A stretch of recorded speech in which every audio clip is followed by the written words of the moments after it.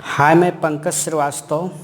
आइए हम एक नया टॉपिक्स भारतीय संविधान के अंतर प्रेसिडेंट ऑफ इंडिया के बारे में चर्चा करते हैं और कोशिश करेंगे कि 5 या 6 या 7 के आसपास में 7 या 8 वीडियो के आसपास में ये मेरा पूरा राष्ट्रपति कंप्लीट हो जाए। तो छोटा छोटा वीडियो हम बनाने की कोशिश करेंगे और एक एक पॉइंट्स को क्लियर करने की कोशिश करेंगे। तो आइए देखते हैं हम राष्ट्रपति के बारे में। देखिए, प्रेसिडेंट ऑफ इंडिया जो भारत के राष्ट्रपति का उल्लेखन है, संघ मीन्स पार्ट 5 के अंतर्गत भारत के राष्ट्रपति का उल्लेखन किया गया है।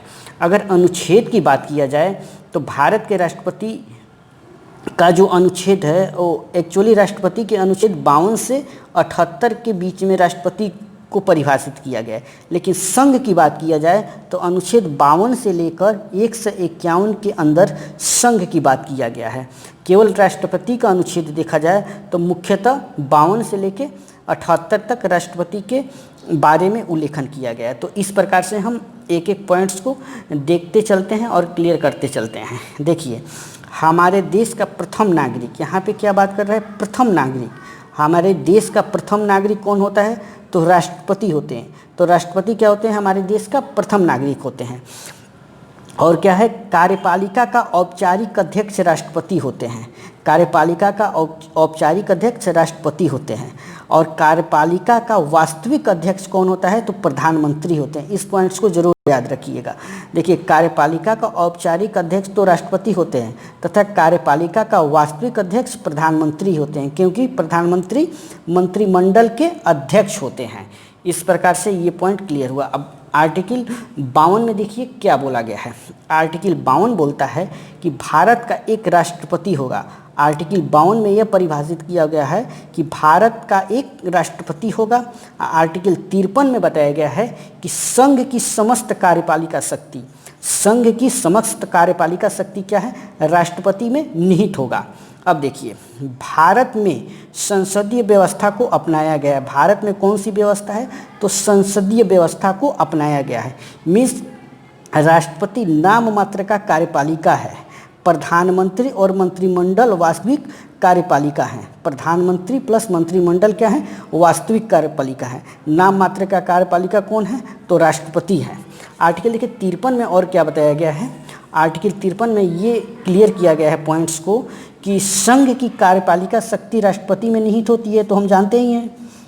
मीन्स कहने का अर्थ हुआ कि राष्ट्रपति समस्त शक्तियों का प्रयोग अपने समस्त कर्मचारियों के माध्यम से, मीन्स प्रधानमंत्री और मंत्रिपरिषद के माध्यम से करता है।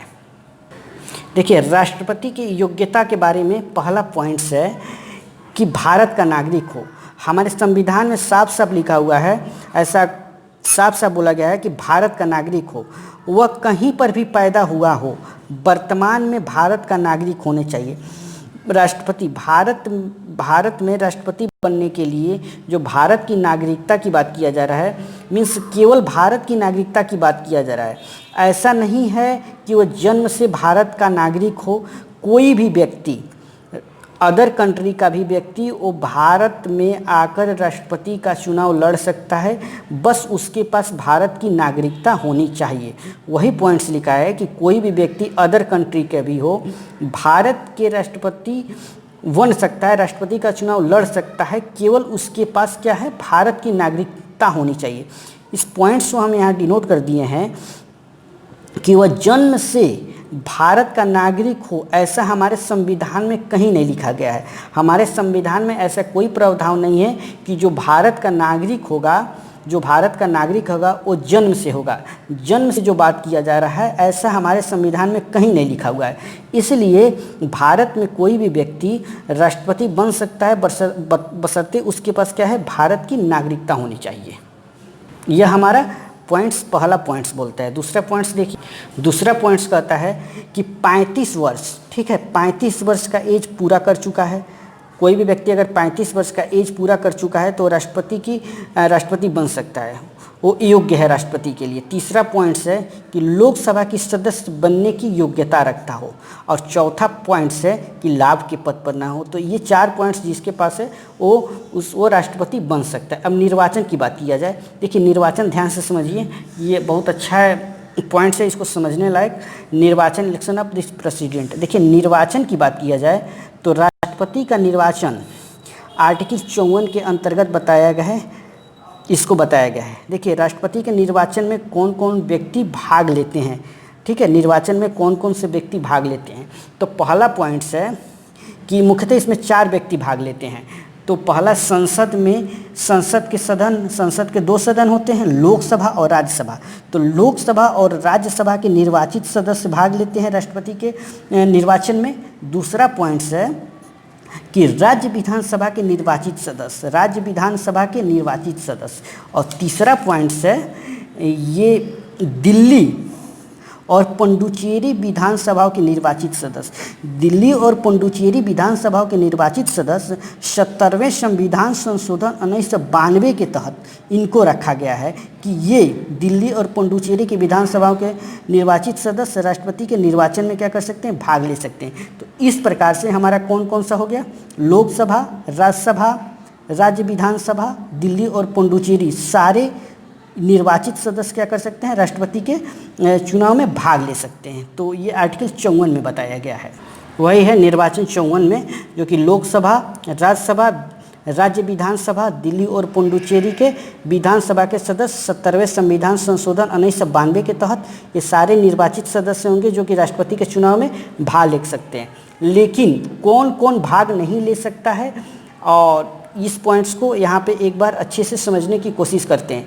देखिए 29 स्टेट की विधानसभाएं और दिल्ली और पुडुचेरी की विधानसभाएं राष्ट्रपति के विरुद्ध महाभियोग में भाग नहीं लेते हैं, महाभियोग में भाग नहीं लेते हैं। तो कौन से व्यक्ति राष्ट्रपति के महाभियोग में भाग नहीं लेते हैं लेकिन निर्वाचन में भाग लेते हैं, तो 29 स्टेट की विधानसभाएं और दिल्ली और पुडुचेरी की विधानसभाएं राष्ट्रपति के विरुद्ध इम्पीचमेंट की जब प्रक्रिया चलाया जाता है तो उसमें ये लोग क्या कर सकते हैं, भाग नहीं लेते हैं। और क्या है अगला पॉइंट्स देखते हैं, ये बताया गया है कि आर्टिकल 324 के खंड 1 के अनुसार संसद, प्रत्येक राज्य के विधानमंडल, उपराष्ट्रपति और राष्ट्रपति के पदों के लिए जो निर्वाचन होता है, निर्वाचन नामावली तैयार करना तथा उन सभी निर्वाचनों का संचालन, अधीक्षण और निर्देशन नियंत्रण निर्वाचन आयोग करता है। ये निर्वाचन आयोग में निहित है। तो ये पॉइंट्स 324 के खंड 1 में बताए गए। ठीक है, शपथ की बात देखते हैं, राष्ट्रपति के शपथ की प्रक्रिया क्या है, तो इसको अच्छे से समझते हैं। शपथ आर्टिकल 60 में शपथ को परिभाषित किया गया। राष्ट्रपति शपथ कैसे लेंगे, तो राष्ट्रपति संविधान की रक्षा और लोगों की कल्याण का शपथ लेते हैं। ये पॉइंट्स एग्जाम में पूछता है कि राष्ट्रपति किसका शपथ लेते हैं, तो राष्ट्रपति संविधान की रक्षा और लोगों की कल्याण का शपथ लेते हैं। राष्ट्रपति को शपथ कौन दिलाता है, तो chief justice of India, supreme court के मुख्य न्यायाधीश राष्ट्रपति को शपथ दिलाते हैं। तो भारत के मुख्य न्यायाधीश अथवा इनके उपस्थिति में सुप्रीम कोर्ट के वरिष्ठ न्यायाधीश राष्ट्रपति को शपथ दिलाते हैं। किसी कारणवश सुप्रीम कोर्ट के मुख्य न्यायाधीश नहीं है तो राष्ट्रपति को कौन शपथ दिलाएगा, तो भारत के सुप्रीम कोर्ट के वरिष्ठ न्यायाधीश राष्ट्रपति को शपथ दिलाएंगे। यह बात हमारे संविधान में लिखा गया है। देखिए शपथ से एक पॉइंट से कि 25 जुलाई को राष्ट्रपति शपथ लेते हैं, ऐसा हमारे भारतीय संविधान में नहीं लिखा गया है, लेकिन बट इसका कोई भारतीय संविधान में क्या है, उल्लेखन नहीं है। 1977 में नीलम संजीव रेड्डी भारत के न्यू राष्ट्रपति बने थे, तो उसी टाइम से इसके बाद सारे जितने भी राष्ट्रपति शपथ लिए हैं वो 25 जुलाई को लिए हैं। तो इसीलिए यह पॉइंट्स थोड़ा सा याद रखने वाला है कि जितने भी राष्ट्रपति होते हैं 1977 के बाद जितने भी राष्ट्रपति शपथ लिए हैं वो सारे राष्ट्रपति 25 जुलाई को शपथ लिए हैं। तो यह एक तरह से ये नोट में हमने इस पॉइंट्स को क्लियर कर दिए हैं। अब देखिए कार्यकाल की बात किया जाए तो कार्यकाल एक बार देख लेते हैं। देखिए कार्यकाल आर्टिकल 56 में पद ग्रहण करने की तारीख से राष्ट्रपति 5 वर्ष तक अपने पद पर बने रह सकते हैं। लेकिन आर्टिकल 56 के 1 के क में बताया गया है कि राष्ट्रपति अपना त्यागपत्र उपराष्ट्रपति को देते हैं। ये 56 के 1 में बताया गया है। 56 के 2 में यह बात बताया गया है कि जब राष्ट्रपति उपराष्ट्रपति को त्याग पत्र देंगे तो इसकी सूचना तुरंत लोकसभा अध्यक्ष को उपराष्ट्रपति देते हैं कि राष्ट्रपति अपने पद से अपना पद त्याग दिए हैं हम, तो इस बात की सूचना उपराष्ट्रपति लोकसभा अध्यक्ष को तुरंत देते हैं। यह बात आर्टिकल 56 के 2 में बताया गया है। तो एक बार इसको पढ़ देते हैं। आर्टिकल 56 के 2 में बताया गया है कि इस बात की सूचना, किस बात की सूचना, कि राष्ट्रपति अपना त्यागपत्र उपराष्ट्रपति को दे रहे हैं। सूचना लोकसभा अध्यक्ष को तुरंत देना होता है। राष्ट्रपति अपना त्यागपत्र उपराष्ट्रपति को दे दिए, इस बात की सूचना बताना पड़ता है लोकसभा अध्यक्ष को। सूचना देने का कार्य बता ही चुके हैं कि सूचना देने का कार्य खुद उपराष्ट्रपति ही करेंगे। निर्धारित टाइम से पहले राष्ट्रपति का पद रिक्त हो जाता है। किन कंडीशन में क्या होता है कि निर्धारित टाइम से पहले उपराष्ट्रपति का पद क्या हो जाता है, रिक्त माना जाएगा, चाहे रिक्त हो जाता है। तो इस पॉइंट्स को एक बार हम देख लेते हैं। पहला पॉइंट्स क्या है, अगर राष्ट्रपति की डेथ हो जा रही है, मृत्यु हो जा रही है, तो राष्ट्रपति का पद खाली हो जाएगा। उनके ऊपर इम्पीचमेंट महाभियोग की प्रक्रिया लगा दिया जाए तो उनका पद खाली हो जाएगा। चाहे किसी कारणवश राष्ट्रपति चाहे इस्तीफा दे दें तो उनका पद खाली हो जाएगा। तो जो पद खाली होने पर, उनका जगह रिक्त होने पर क्या हो सकता है कि नया चुनाव 6 मंथ के अंदर कराना जरूरी होता है। अगर राष्ट्रपति का पद किसी कारणवश रिक्त हो जा रहा है, कारण भी बता दिए, 3 ही कारण हो सकता है, मृत्यु, इम्पीचमेंट और किसी कारणवश इस्तीफा, तो नया जो चुनाव होगा 6 मंथ के अंदर चुनाव करा लेना 6 मंथ के अंदर चुनाव कराना जरूरी होता है। लेकिन यह चुनाव बचे हुए टाइम के लिए नहीं होता है, फिर पुनः पूरे 5 वर्ष के लिए यह चुनाव कराया जाता है। इसका कोई एज लिमिट नहीं होता है राष्ट्रपति के। देखिए आर्टिकल 57 में क्या बताया गया है, इसको एक बार हम देख लेते हैं। आर्टिकल 57 कह रहा है कि कोई भी व्यक्ति राष्ट्रपति के पद के लिए जितनी बार चाहे उतनी बार निर्वाचन की पुनः पात्र हो सकता है। आर्टिकल 57 बोलता है कि अगर कोई भी व्यक्ति एक बार से अधिक राष्ट्रपति बन सकता है, ऐसा आर्टिकल 57 में लिखा गया है। अब देखिए राष्ट्रपति के नामांकन की जो प्रक्रिया है उसको एक बार हम क्लियर कर लेते हैं। देखिए राष्ट्रपति के नामांकन की जो प्रक्रिया है, राष्ट्रपति के चुनाव में नामांकन के लिए कम से कम 50 प्रस्तावक और 50 अनुमोदक होना जरूरी होता है। मीन्स राष्ट्रपति के नामांकन के लिए अगर कोई व्यक्ति नामांकन कर रहा है तो उनके नाम का समर्थन, उनके नाम का अनुमोदन करने के लिए 50 + 50 100 व्यक्तियों की आवश्यकता होती है। ऐसा नहीं है कि जो 50 व्यक्ति प्रस्तावक है उसी में से कुछ व्यक्ति अनुमोदक होना चाहिए, ऐसा नहीं है। 50 अलग प्रस्तावक होगा, 50 अलग अनुमोदक होगा। अब देखिए पहले यह कितना 20 प्रस्तावक और 20 अनुमोदक था, लेकिन इसको बढ़ा के 50 प्रस्तावक और 50 अनुमोदक कर दिया गया। अगला पॉइंट्स देखते हैं। देखिए अगर राष्ट्रपति के चुनाव में नामांकन वाला व्यक्ति, राष्ट्रपति के चुनाव में जो नामांकन किया गया जो व्यक्ति है जिसको नामांकन किया गया है, वह व्यक्ति टोटल वोट का 1/6 वोट या 16.2/3% वोट नहीं प्राप्त करता है तो उसकी जमानत राशि क्या कर ली जाएगी, जब्त कर ली जाएगी। तो राष्ट्रपति की जमानत राशि जो रखा गया है वो 15,000 रुपये रखा गया है। मीन्स अगर कोई व्यक्ति राष्ट्रपति के लिए खड़ा होता है और कुछ क्राइटेरिया रखा गया है कि वो टोटल वैलिड वोट का 1/6 वोट प्राप्त नहीं करता है तो उसकी जमानत राशि क्या कर ली जाएगी, जब्त कर ली जाएगी। तो राष्ट्रपति की जमानत राशि कितना है, 15,000 रुपये है।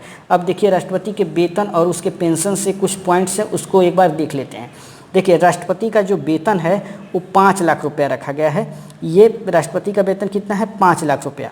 तो राष्ट्रपति का वेतन भारत की संचित निधि से दिया जाता है। राष्ट्रपति का जो वेतन दिया जाता है भारत की संचित निधि से दिया जाता है तथा राष्ट्रपति के वेतन आयकर से मुक्त होता है। राष्ट्रपति के वेतन पर कोई टैक्स नहीं लगता है।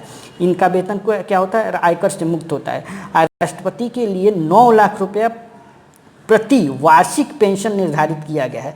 राष्ट्रपति के लिए 9 लाख रुपया वार्षिक पेंशन निर्धारित किया गया है। तो इस पॉइंट्स को आप समझ लीजिए। इस प्रकार से हमारा राष्ट्रपति का पहला वीडियो समाप्त होता है। अगले वीडियो में हम राष्ट्रपति के बारे में, उन पे इम्पीचमेंट की कैसे प्रक्रिया चलाया जाता है उसके बारे में हम डिटेल्स में चर्चा करेंगे और इस तरह से एक एक आगे वीडियो हम बढ़ते रहेंगे। तो इस प्रकार से आप मेरे वीडियो को देखिए। अगर कोई इसमें कुछ पॉइंट्स जोड़ना है तो आप कमेंट्स में बताइए कि आपको यह वीडियो कैसा लगा है।